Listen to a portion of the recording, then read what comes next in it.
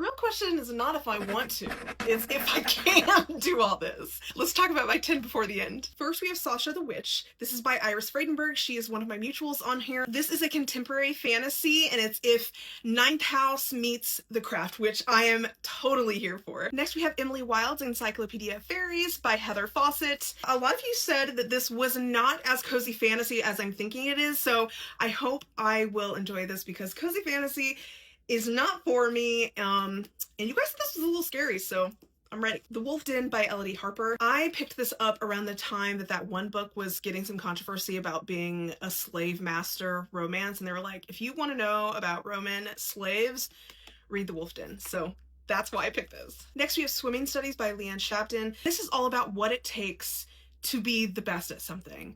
I believe Ann Patchett recommended this on one of her videos for artists and writers, and I'm continuing my Toni Morrison journey with Beloved. I've been told that this is actually a trilogy that's not connected, but people consider a trilogy. So we've got Beloved, I think it's Paradise and Jazz, so I will be reading those other two, but this is definitely on my list to get done before the end of the year. You saw me mention this before, but Sky Full of Elephants by Cebo Campbell. How could I say no to this? This is if all of the white people unalive themselves in one fell swoop and what happens after, so I'm very excited to dig into this. Hamnet is going to be a movie. I have to read this. This is Hamnet by Maggie O'Farrell. The movie looks so evocative, and I hope that the book feels the same way. If you are a fan of 80s fantasy, look no further than The Neverending Story. If you weren't aware that it was a book first, here it is. I definitely need to dig into this. I made a video before saying that there's some interesting formatting in here that is really cool, so I'm very excited for this. Next is The Raven Scholar by Antonia Hodgson. A lot of you are absolutely loving this. This is like peak fantasy for you all, so I'm very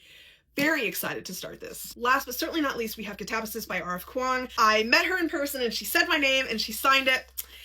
So I have to pick this up before the end of the year. I'll be very interested in my thoughts. I know this is sort of like back and forth for a lot of you all.